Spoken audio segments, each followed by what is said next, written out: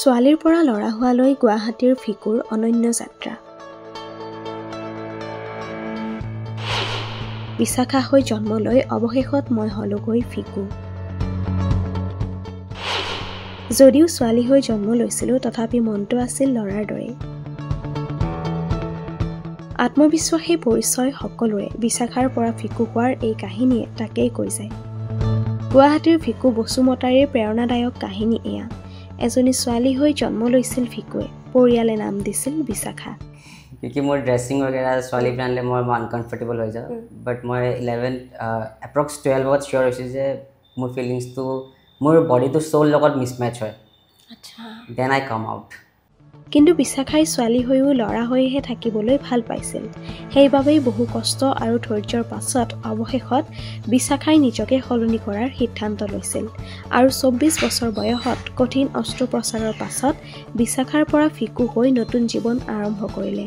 ফিকু হোৱাৰ পূৰ্বে এই অস্ত্ৰোপচাৰ আছিল বহু যন্ত্ৰণাদায়ক। বাট ডেট 7 ডেজ মানে এনেকুৱা আছিলে যে মই কাকো লগ নকৰোঁ। মোৰ মানে এনেকুৱা লাগে যে মই বহুত ভুল এটা বস্তু মোৰ লগত হৈ আছে। তো মই সেইটো টাইমটো টোটালি এভয়েড কৰোঁ যে কিবা হৈ আছে মোৰ লগত। না ভুল হোৱা যেন পাইছিলা তুমি? হয়। ইভেন মোৰ মাম্মীয়ে গম নাপায় যে মোৰ ডেট 7 ডেজ কি হয় কি নহয়।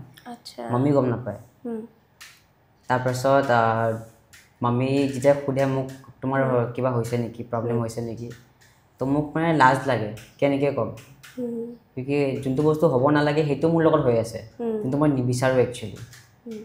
তাৰপাছততো আফটাৰ টেকিং হৰমনছলে যিটো আমাৰ টেষ্টষ্টেৰন বুষ্ট কৰে, তো উইদিন 3 মান্থছ মেনষ্ট্ৰুৱেল চাইকেলটো বন্ধ হৈ যায়। বিশাখাৰ পৰা ফিকু হোৱাৰ এই যাত্ৰা কঠিন আছিল যদিও পৰিয়ালৰ সকলো লোক ফিকুৰ সাহস হৈ আছিল।